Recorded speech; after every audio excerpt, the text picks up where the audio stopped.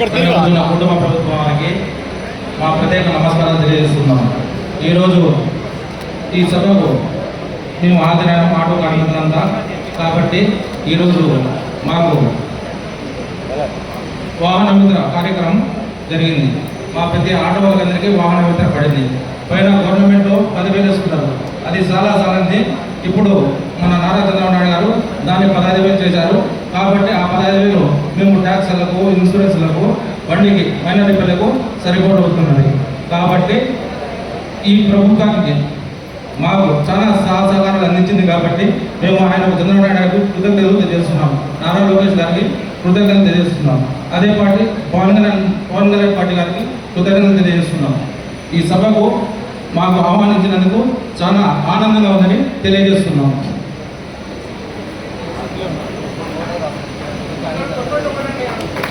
ఒకటే సార్, మాకు ఆటో నగర్ ప్రతి ఊరికి ఉంది. దయచేసి సార్ మాకు ఏమన్నా కానీ ఆటో వాళ్ళకి, ఆటో కార్మికుల కోసము కదిరిలో ఒక ఆటో నగర్ అనేది ఒకటి ఏర్పాటు చేయండి సార్. మీ పేరు చిరస్థాయిగా నిలిచిపోతుందని కోరుకుంటున్నాను సార్. మా ఆటో వాళ్ళందరూ మా సమస్య గురించి చెప్తున్నారు కాబట్టి మేము ఎమ్మెల్యే సార్ దృష్టికి తీసుకెళ్తున్నాం. సార్ ఎమ్మెల్యే సార్ మీరే మాకు సహాయం చేయాలా. ఈ గవర్నమెంట్లో ఎటువంటి పరిస్థితుల్లో మీరు ఆటో నగర్ అనేది ఒకటి ఏర్పాటు చేయాలి సార్. ప్రతి ఊళ్ళో ఆటో నగర్ అనేది ఉంది, మా గదిలో మటుకు ఆటో నగర్ అనేది లేదు. కాబట్టి మీరు మాకు ఈ సహాయం చేయాలని మేము ఆటో కార్మికులంతా కోరుతున్నాం సార్. జై చంద్రబాబు, జై కనుకుంటున్న, జై పవన్ కళ్యాణ్, జై లోకేష్.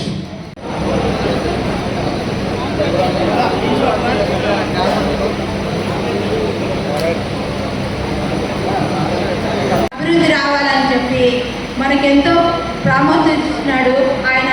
మనకు శ్రీనిధి, స్త్రీశక్తి బస్సు గురించి ఎన్నో ఉపయోగాలను ఇచ్చినాడు. ఉద్యోగాలు చేసే వాళ్ళకి కానీ, బట్టల వ్యాపారస్తులకు కానీ, ప్రతి ఒక్కరికి. నేనైతే ఫస్ట్ నెల్లూరు వెళ్ళాను, మళ్ళీ అనంతపూర్ వెళ్ళాను. అనంతపూర్ పోయినప్పుడు ఒక 200, నెల్లూరు పోయినప్పుడు ఒక 200, మళ్ళీ అనంతపురం పోయినప్పుడు ఒక 200, మళ్ళీ హిందూపూర్ పోయినప్పుడు ఒక 200, మడకశిర పోయినప్పుడు ఒక 200. అన్నీ ఎక్కడెక్కడ పోయినప్పుడల్లా ఒక 200 రూపాయలు ఎన్ని చేశాను. ఎందుకంటే ఆయన పేరు చెప్పుకొని ఎన్ని చేశాను. ఆ డబ్బులు ఇప్పుడు చూస్తే ఒక 6,000 రూపాయలు మాకు కుటుంబానికి ఎంతో ఉపయోగపడింది. అట్లే కానీ మళ్ళీ మా ఆయనకు పింఛనే వస్తుంది. ఎంత 2 సంవత్సరంలో మనకు ఒక 88,000 వచ్చింది.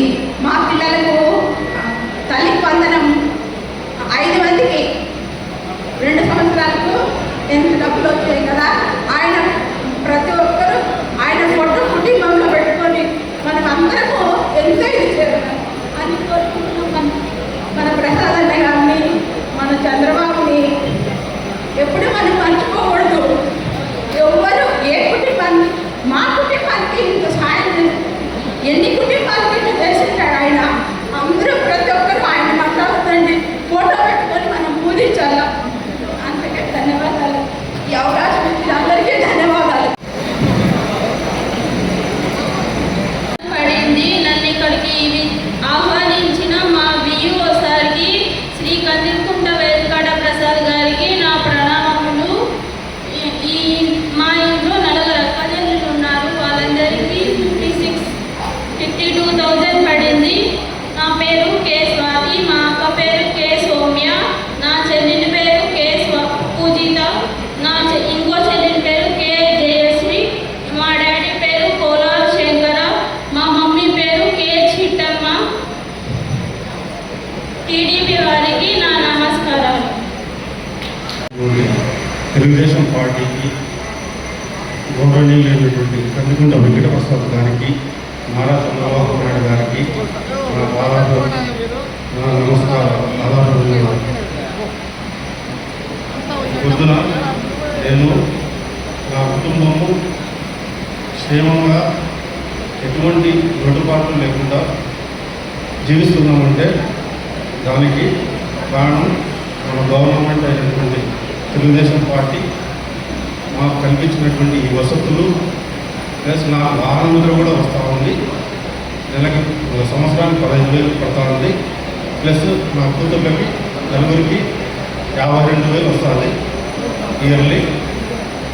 అలాగే వీళ్ళ చదువులు ఒక పెద్ద పాప ఇంటర్మీడియట్ చదువుతా ఉంది, ఇంకొక ఏమో 9th, ఇంకొక ఏమో 8th, ఇంకొక ఏమో 7th.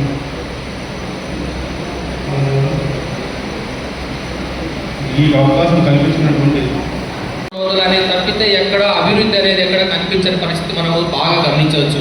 నేనేదైతే దానిలో చెప్పట్లా, ఎక్కడ యువత ఉన్నారు, యువతకు ఎక్కడైనా కానీ ఒక్క టీచర్ పోస్ట్ అంటే ఇచ్చారంటే చూడండి, ప్రభుత్వంలో వాళ్ళ యొక్క మేనిఫెస్టోలో ఏం చెప్పారు, రాష్ట్రంలో 25,000 టీచర్ పోస్టులు ఖాళీగా ఉన్నాయి, మేము వస్తున్నాం కానీ మెగా టీఎస్ మేము భర్తీ చేస్తామన్నారు. ఎక్కడైనా ఒక్కటంటే ఒక పోస్ట్ పెట్టిన బాగా లేదు, ఇచ్చారా?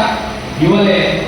ఇలా మనం ఏ వర్గాన్ని తీసుకున్నా, ఈరోజు రైతు వర్గాన్ని చూసుకుంటే రైతులకు ఎక్కడా కూడా సాగునీరు అనేది ఇచ్చినటువంటి పాపాలు పోలేదు, సబ్సిడీలో పరికరాలు ఇచ్చినటువంటి పాపాలు పోలేదు.